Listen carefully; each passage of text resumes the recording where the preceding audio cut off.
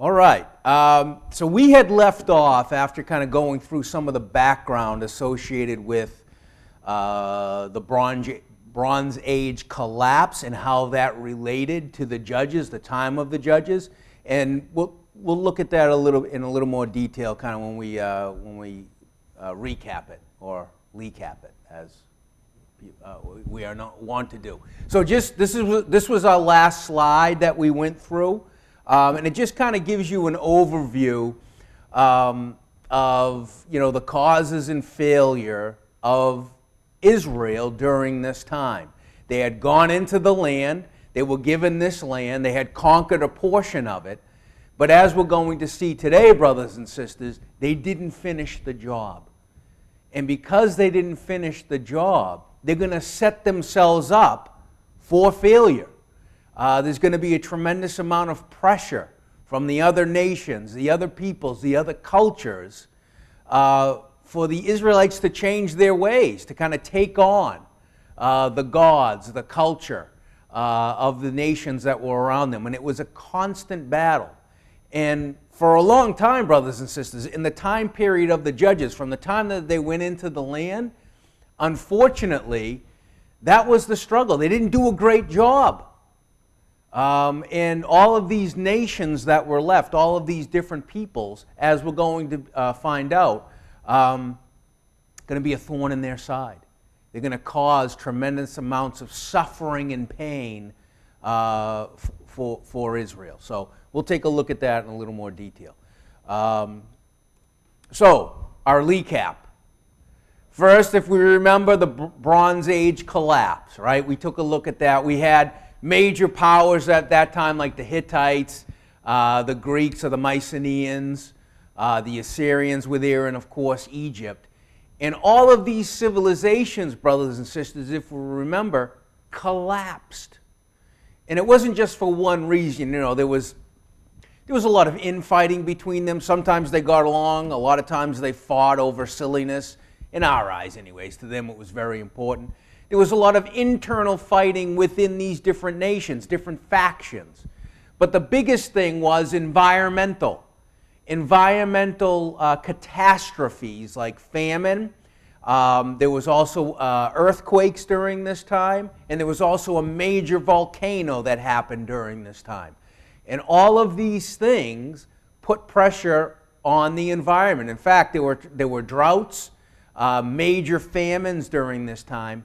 And so because of this, there is going to be mass migration of people coming particularly from the west and moving eastward towards Greece, modern-day Turkey where the Hittites were, and Egypt, and the land of Canaan. And so these people were called, who remembers what they were called? Anybody? Unbelievable. All right, you know what? Pop quiz right now. They were called the Sea Peoples, right? The Sea Peoples. They came. They attacked Egypt, and they didn't have great success in Egypt, and they ended up settling along the coastline of modern-day Israel, of back then was called Canaan, right?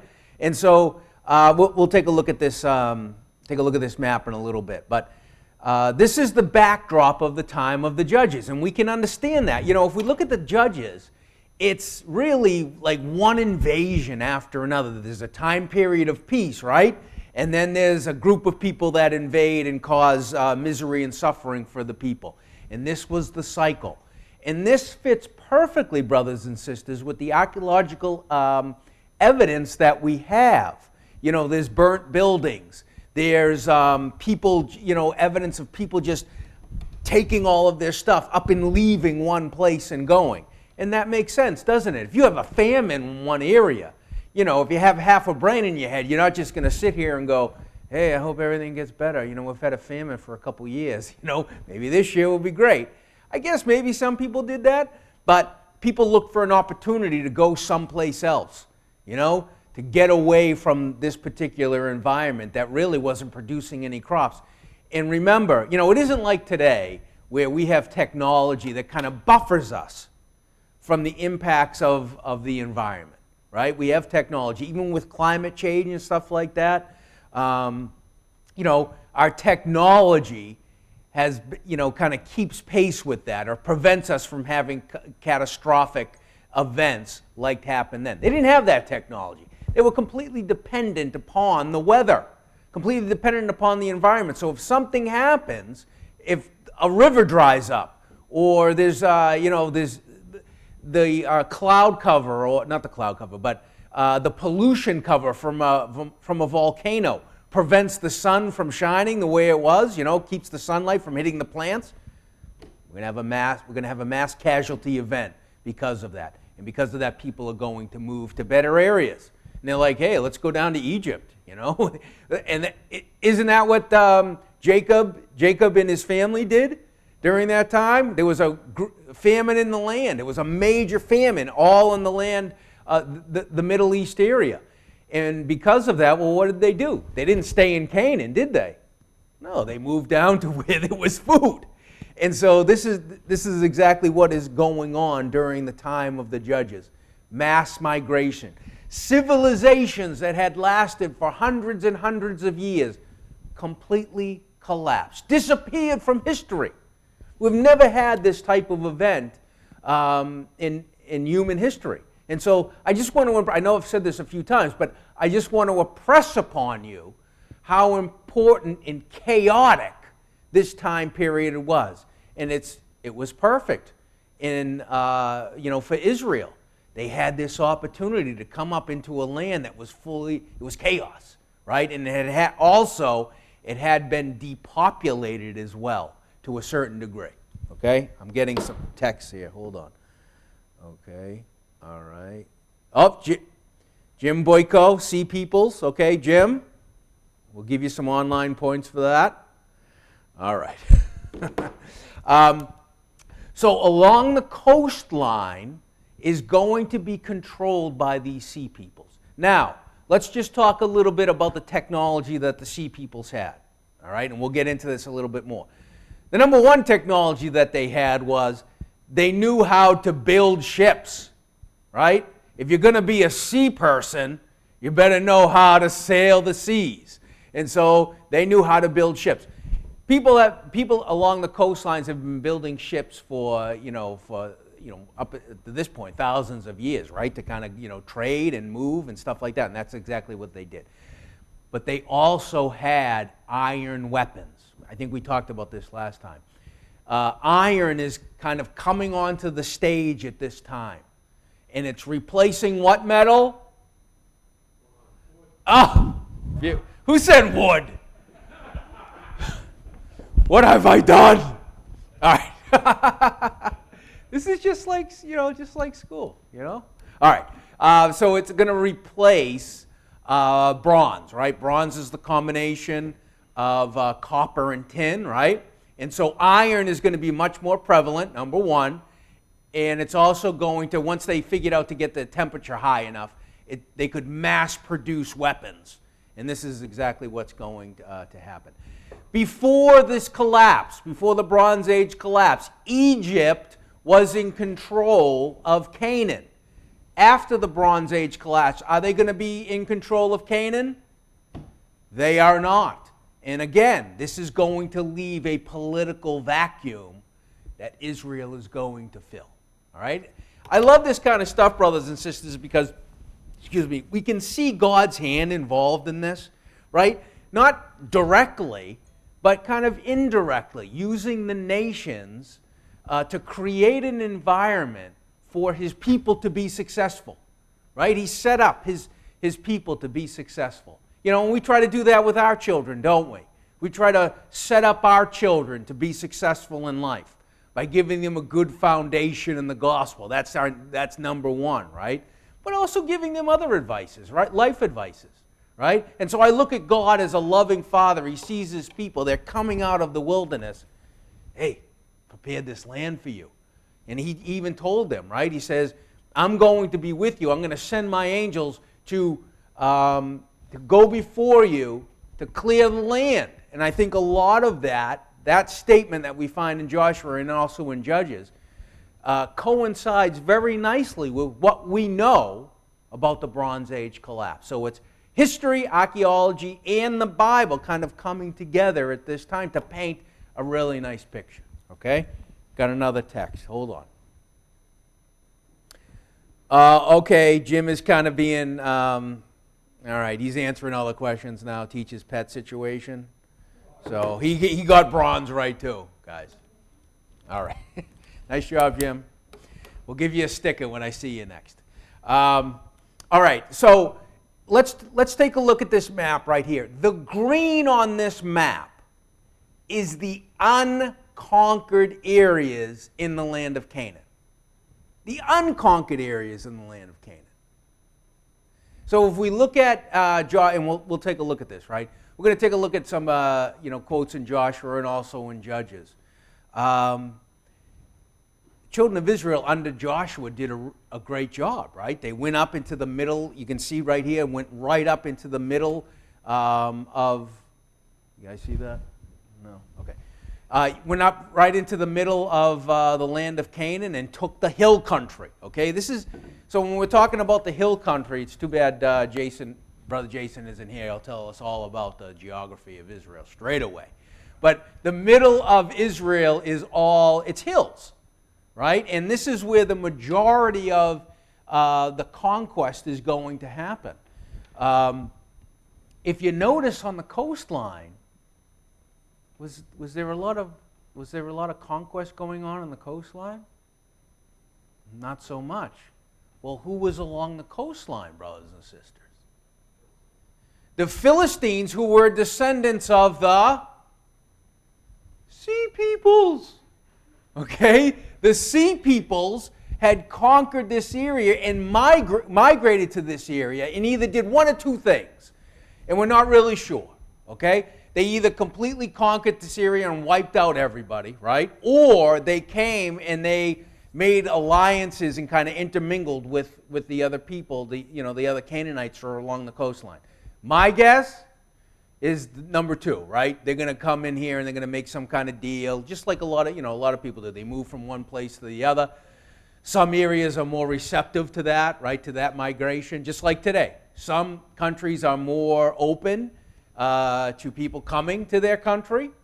Others not so much, okay? And so because it was not really populated at this time, because of the chaos, because Egypt has left, you had a perfect opportunity for the Sea Peoples to kind of start settlements right around the coast, okay? So Israel, look at this. Israel at the start of the Judges is right here, kind of in the middle of the country. And this was the extent of the conquest, all right? And so let's take a look at a couple scriptures here. First in Joshua, the 13th chapter. We're going to be looking at Joshua a little bit. All right, hold on. Brother Brian Lloyd. Okay, he has a good point. Brian, he said, when we're talking about God kind of setting up his children for success, right? He says, kind of like the Greek language and Roman roads prepared the way for the gospel being spread. Absolutely, yeah. Very good. That's a great connection, right? Using, kind of using the technology and human progress and human civilization to get his will to be done. And that's exactly what happened in both those instances. Thanks for that, Brian. Very good. All right. So Judges 13, okay? Joshua 13. I'm going to probably do that 5 more times, so just FYI. Okay. So in Joshua 13, verse 2, Joshua is old, and the Lord said unto him, You're old and stricken in years, and there remains yet very much land to be possessed. This is in Joshua 13, okay? So God is telling him, right? You've got to prepare these people. The conquest is not over. We still have tribes that haven't had their land given to them yet. We still have Canaanites and other nations around. You got to do something about this, okay? And so it goes on and lists from verse 2 down to verse 5 all of the different people that were still in the land, right? You have the Gazites, all the 5 lords of the Philistines were still there. That's interesting, right? They couldn't get rid of the Philistines. We are told in Judges, as we're going to see, that Judah is going to conquer this area, but just for a little bit. They're not going to really get rid of the Philistines. The Philistines are still going to be there, and we're going to find out as we go on in Judges that they're going to be a major problem for Israel. Major problem, okay? The Canaanites are still, the Sidonians, the Amorites. So there's still people in the land that need, there's still nations that are still in the land, okay? Joshua 15. Let's see. Border went up. Yeah, forget about 15. Let's go to 16. Yeah, it talks about the border. Now, in verse 10, we're talking about Manasseh, okay? The tribe of Manasseh. Verse 10. And they drave not out the Canaanites that dwelt in Gezer, but the Canaanites dwelt among the Ephraimites unto this day and serve under tribute. Okay, so we're told right here in Joshua that Manasseh left some of the native populations that were there, okay? Now, they enslaved them pretty much is what they're saying, right? They put them under tribute. Not so much slave, let me take that back. If you're under tribute, the people still have some type of autonomy, but they had to pay a certain amount every year in order to keep that autonomy. So Israel was strong enough during this time to impose tribute or to impose payment upon the Canaanites that dwelt in Gezer. Okay? Interesting dynamic. You know, people don't always, countries don't always stay strong. There's always dynamics that are changing, and we know that this is going to change for the worse for Israel, right? Let's see. Yeah, now 17, Joshua 17 really gets into, some of the issues that the children of Israel are straight away dealing with, right? Verse 12, yet the children of Manasseh could not drive out the inhabitants of those cities, but the Canaanites would dwell in the land. Verse 13 tells us that they put them under, when Israel was strong, they put the Canaanites under tribute, but did not utterly drive them out. And so let's see. Yeah, in verse 17, thou art a great people and hath great power. Thou shalt not have one lot only, you can give him another lot.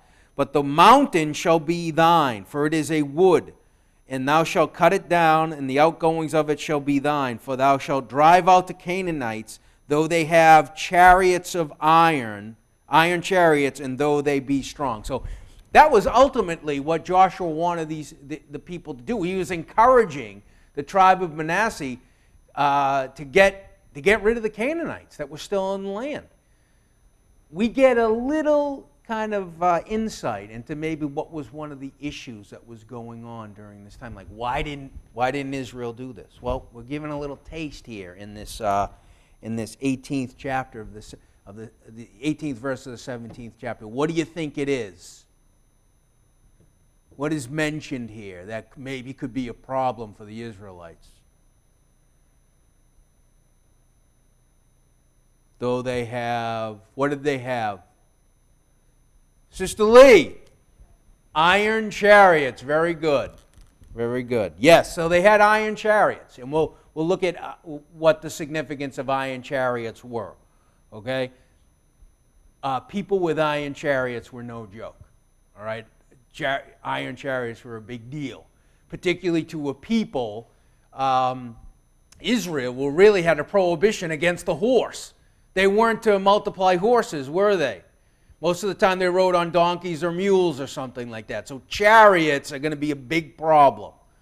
And it may be the reason why, brothers and sisters, if we continue to look at this map, that the children of Israel are, the land that they conquered here is going to be hilly.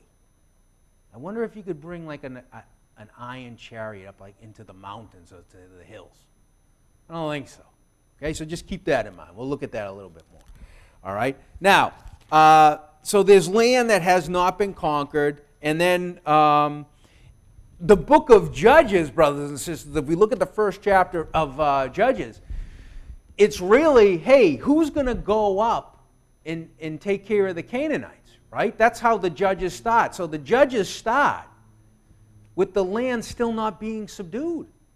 There's still land. There's still a big job that needs to take place. And we see the prominence of Caleb and his family, don't we, in this first chapter. They're going to take the lead. And the tribe of Judah as well is going to take the lead, particularly down in the south of Canaan, taking their inheritance. Any questions or comments up to that point? Brother Aaron McAdams, fellow history teacher, says that the chariot was kind of like the tank of today.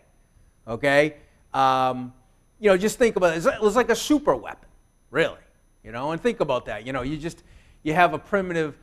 I don't want to say primitive militarily, right? The Israelites during this time.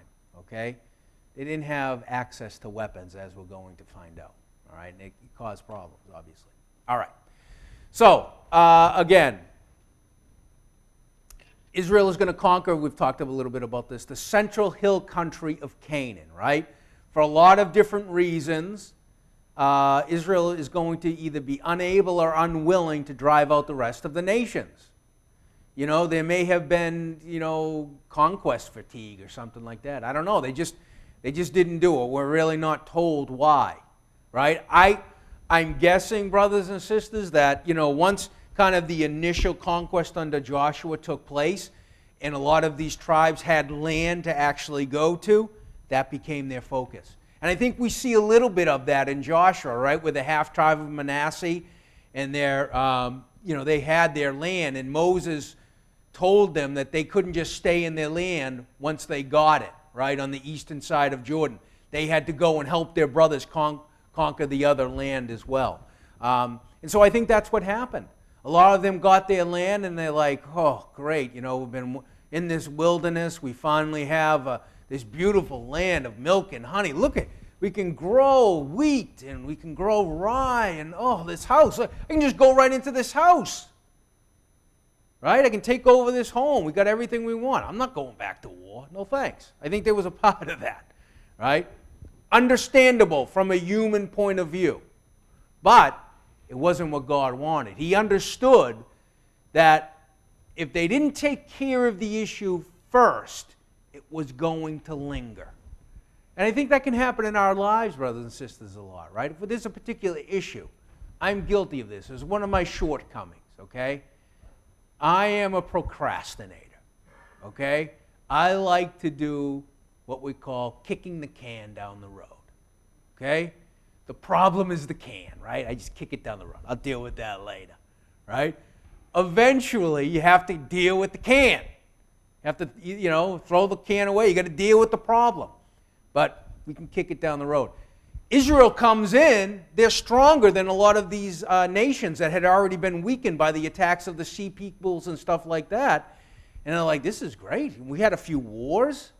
But now we're at peace. We can enjoy our land, let them deal with this. That's their problem, not mine.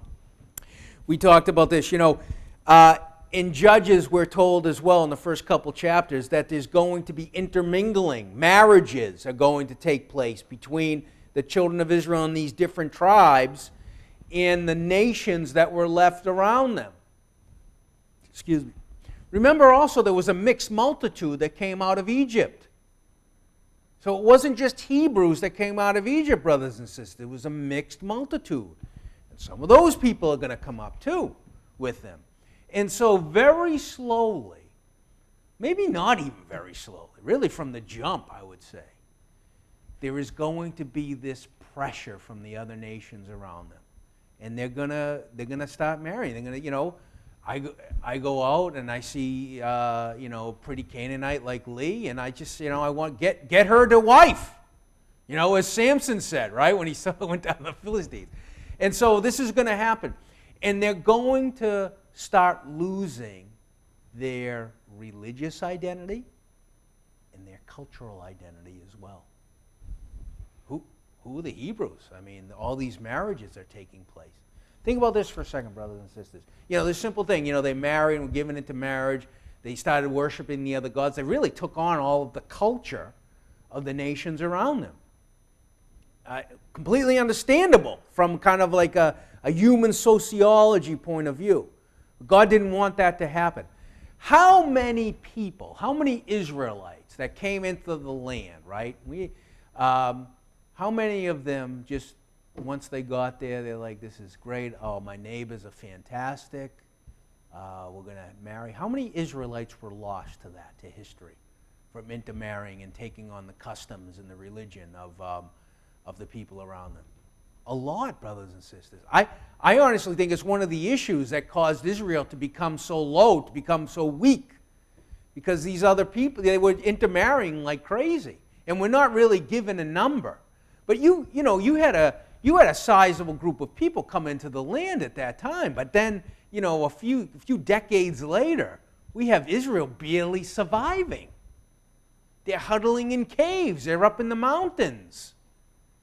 And in this right here, this aspect of the intermarrying and the taking on of the culture of the Canaanites around them almost caused the Jewish identity or the Hebrew identity to be lost forever. And if it wasn't for faithful families during the time of the judges and faithful individuals who trusted in God, that may have happened. And so I look at this, brothers and sisters, as really the beginning of this, the 7,000 that would not bow down to Baal nor kiss his image that Elijah talked about. Well, God told Elijah that, right, in the wilderness. This is the beginning, and that is a theme. And, Brother Steve touched on this in his Wednesday night class, right? This idea of exile, right, is found throughout Scripture. But along with that theme of exile, I would say that there is also this theme of pressure from the outside to conform. Hey, you have to follow, your law. It's burdensome. Come on, it's a lot easier to follow Baal or Ashtaroth. Look at these beautiful temples we have in these cities. Look, we're so sophisticated. Look at how beautiful our women are. Our men are so handsome, strong, right? So I think that's what happened. So the tribe of Judah is going to be very aggressive in the south, conquering land, but with limited success. For instance, okay, I'll show you. This is interesting. Let's see. Yeah, so Judges 1, it kind of repeats a lot of the stuff that we've looked at in Joshua already, but it goes through, verse 27, it talks about who Manasseh didn't drive out. Verse 27 to 36, okay, so 11 verses, are all about, and we're not going to go through it, but are all about, it's really a list of all the different nations, all of the different peoples that were still in the land of Canaan. There's a lot of people still there that are not Israelites. And it's going to be a thorn in their side. In fact, the angel in verse 2. Now, I don't know about you, but when I read verse 2, I believe, verse 2, chapter 2, chapter 2, Joshua is still alive. Chapter 1, he's not. Okay, so I think chapter 2 should probably be chapter 1, all right? But, that's a rabbit hole we don't have to go down. But the angel is going to come up and says, look, speaking for God, I brought you out of Egypt. Verse 2, and ye shall make no league with the inhabitants of this land. Ye shall throw down their altars, but ye have not obeyed my voice. Why have you done this? Right? So right away, even during, I believe Joshua was still alive at this time, so this is an admonishment of Joshua and the other leaders to get your act together. And eventually, they're not going to drive them out. And so what does it say? Wherefore I also said, I will not drive them out from before you, but they shall be as thorns in your sides, and their God shall be a snare unto you.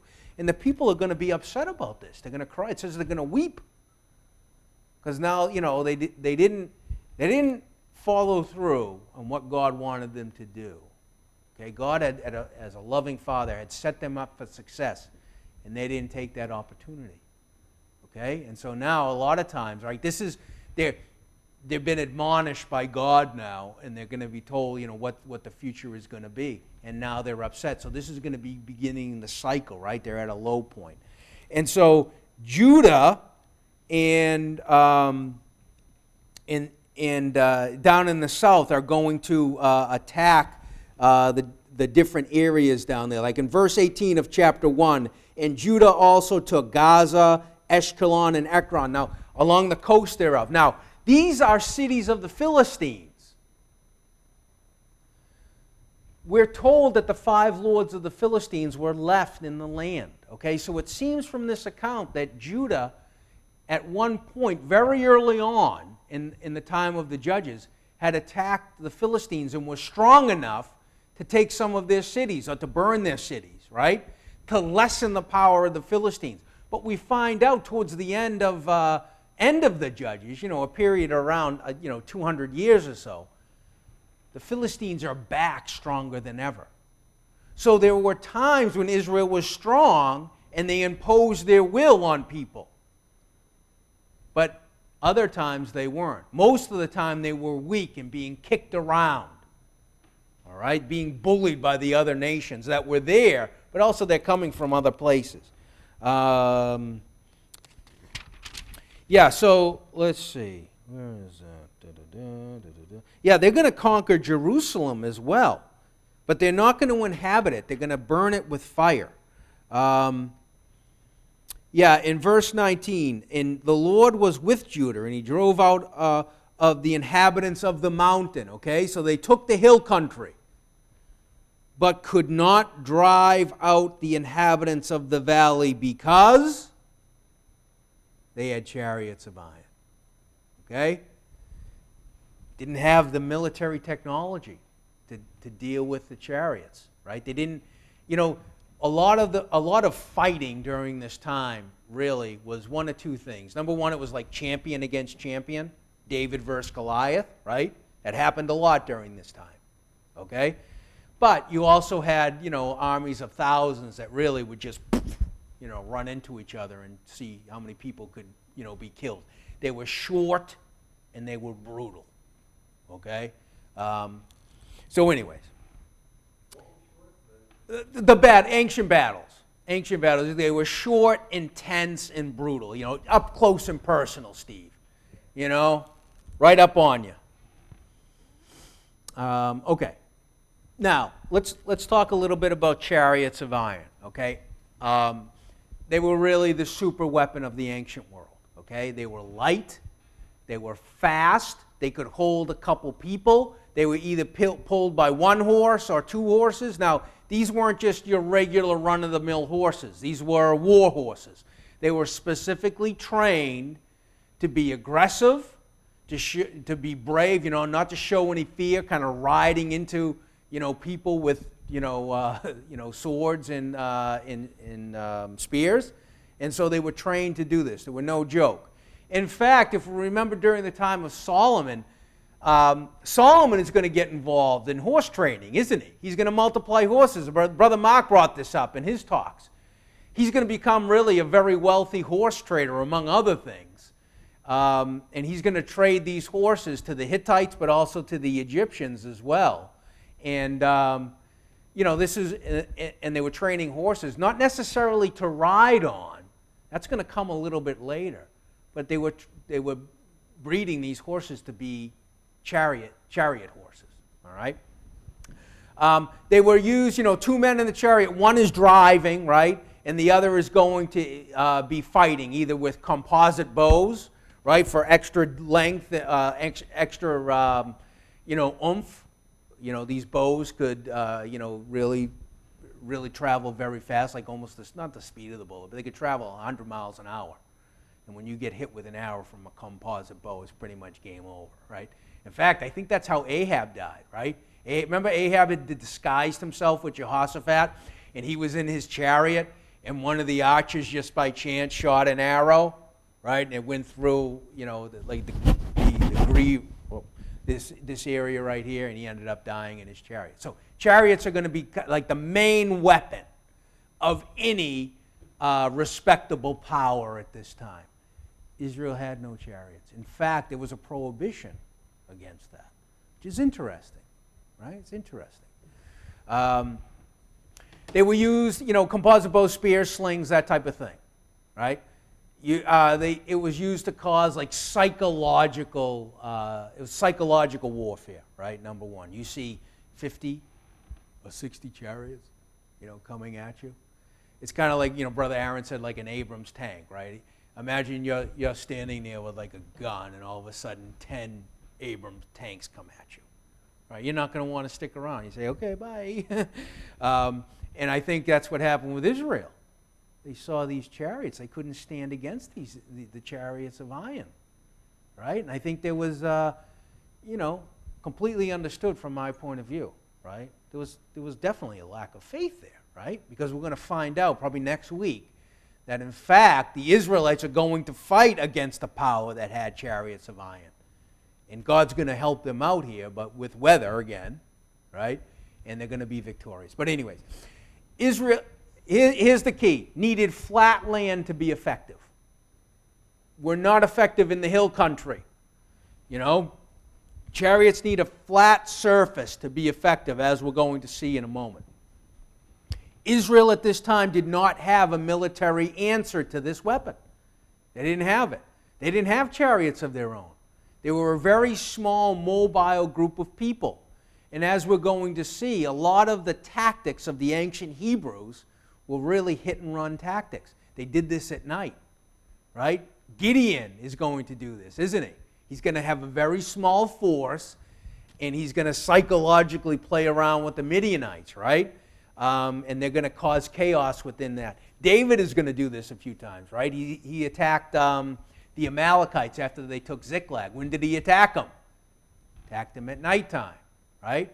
I think Abraham does this too when he attacks the Mesopotamians that had come in and taken Lot captive. He's going to take a small band of people, of soldiers, highly trained soldiers of his own house, we're told. And he's going to attack at nighttime. So the tactics of the Israelites during this time were not effective against chariots. The Israelites were very effective against, just regular troops. But if you had chariots, it changed the whole dynamic of warfare here. Questions, comments? Let's see. But didn't the Egyptians have chariots of iron? Yes, the Egyptians had chariots of iron, as we're going to see right now. Steve, let's see. Can we be recognized as Christians, or have we taken on the culture of others? That's great, Brother Steve. Thank you. Steve Davis. I know. Well, I can't. I'm trying to a lot of tasks up here, Steve. All right. So I've been waiting. So that's a great point. Do we, can we, people notice a difference about us, right? Or just like the rest of the world, right? Are we different? Excellent. Brother Mark. Yes, Brother Steve. Brother Steve kind of stole my point a little bit, because I was thinking of Jesus' words when he says, be not of the world. Yes. And that, I think he was thinking of Israel. Yes. How when they settled the land, they conformed to the world. Absolutely. And he warns us, don't lose your identity. So that's a great point. Thank you, Mark. Very good. All right. We'll end with this slide, okay? And it's a couple clips, okay? This guy right here, Professor Mike Lords, he's a historian, but he also recreates a lot of stuff from the ancient world. He's one of my favorite guys. He does a couple things. He's actually going to build an ancient chariot and see how it works, but he's going to demonstrate some of the tactics that were used in the ancient world. The first clip is about 2 minutes. The second one, I think, is about 3 minutes or so, something like that. So let's see if this works. Can we hear? That's up. Is this up? Okay.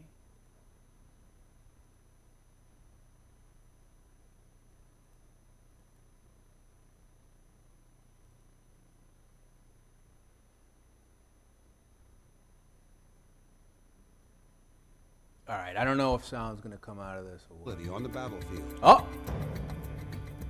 The primary function is for the archer. So he has a driver, but the main warrior is the archer. All of this, the horses, the wheels, the chariot, all it's for is to put an archer on the battlefield. But the archer also needs a chariot driver that he can rely on. Whoop.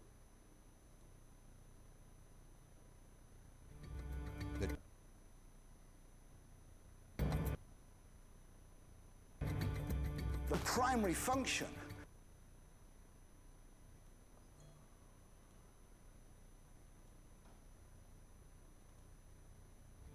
How can I make this Two-wheel bigger, chariot. Phil? A light, nimble vehicle I don't that know why this combines is speed not- with maneuverability on the battlefield. The primary function is Oh, oh.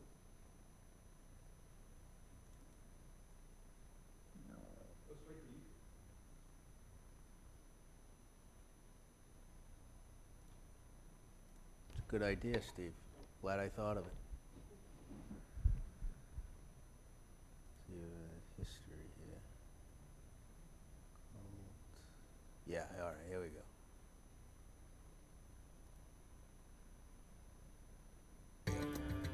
A light, nimble vehicle that combines speed with maneuverability on the battlefield.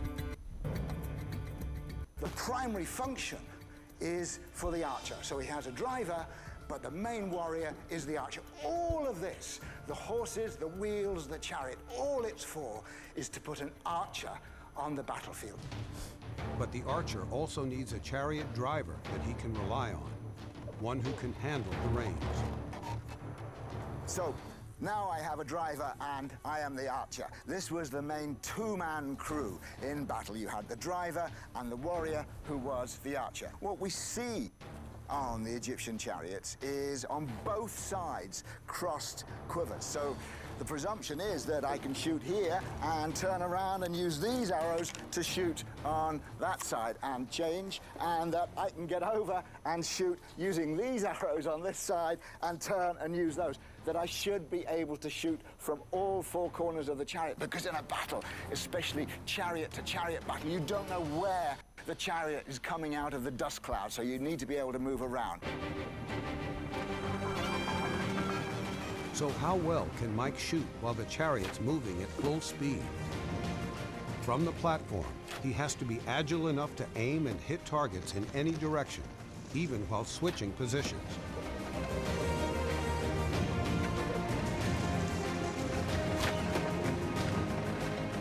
The chariot suspension should help Mike keep his balance.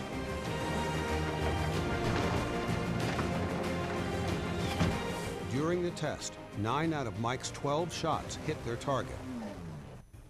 All right, so that's one. Let's take a look at the other one. Two-wheel chariots, saw that.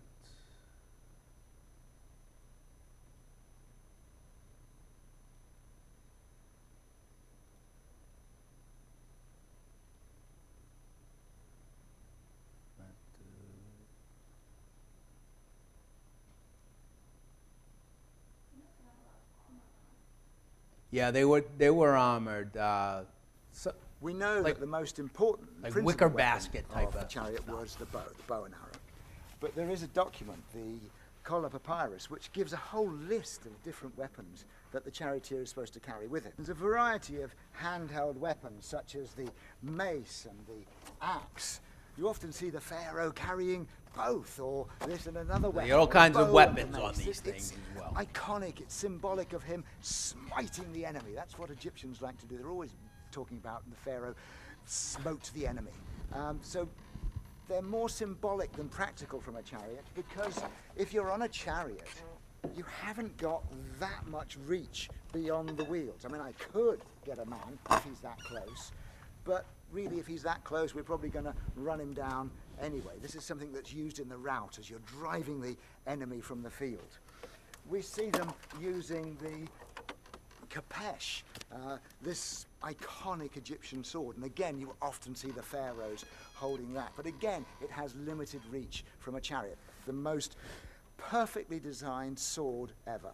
It's got a curved edge, and curved edges give slice. See, that's to made the out of cut. bronze, And yet, by the way, if I too, stick it so- out from my arm, there is a straight line from my shoulder to the point of the sword. So it will give you a very straight thrust. And if you turn it and pull it out, that nasty little hook will eviscerate a man if you've got him in the belly. And this hook will hook over an enemy's shield. So you can do that, pull his shield down, and strike him in the face. The papyrus tells us that you should carry a shield. A shield with hair on. I'm trying to bring it to real life. We see these circles in many of the illustrations. And what I suspect that means is it's inset there so that you can get the fist through it and hold it there. And so in that position, the arm is there, bracing it against arrows. And if we get on the chariot side, and you'll see how it fits between the rail, and I can get view, but I can shield behind it quite quickly. It really is the right size, making this whole vehicle an armoured protection. And I will have armour on as well underneath it. We see two variants in the Egyptian wall paintings. One is that the shield bearer is also the driver. So that would mean Saeed would have to drive with one hand or tie the reins round his waist and use his other hand to protect me, the archer, with the shield. Or sometimes you will see the shield bearer is a separate person and the archer is the person with the reins. So he's driving and shooting a bow and arrow. And presumably that was down to personal preference. One imagines the most glamorous job was to be the driver and the archer at the same time, and that's something we see the pharaohs doing in wall art. And another weapon that you need to carry, especially if you've got the reins tied around your waist, is a dagger. Because if anything breaks, if the pole breaks or a wheel comes off, you don't want to be dragged. So you would need to cut those reins free. There is one other weapon that we see listed in the Kola Papyrus, and that is the javelin. It actually specifically says, carry a javelin of Keta.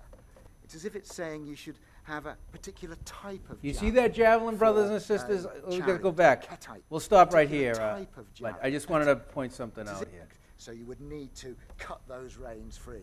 There is one other. See this javelin? See the ball on the end of it? Remember the story with Abner and who was it?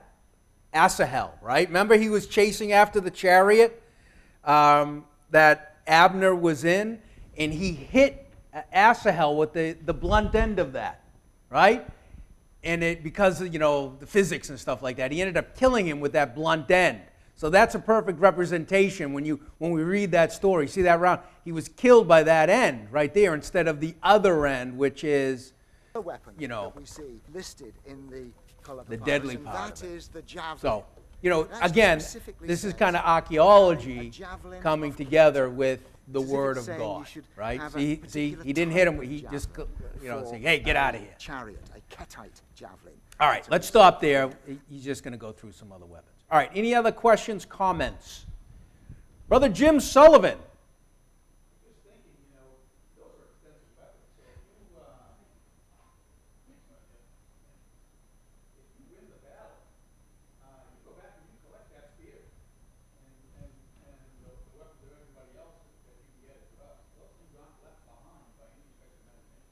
Great point, Jim. Yeah, and so they would never leave this stuff. They would definitely gather it up, number one. But it also speaks to your point as well, Jim, that these were very expensive. So you had to have wealth and resources to actually put these things together, to train the horses, to train the men, to build these things according to specifications.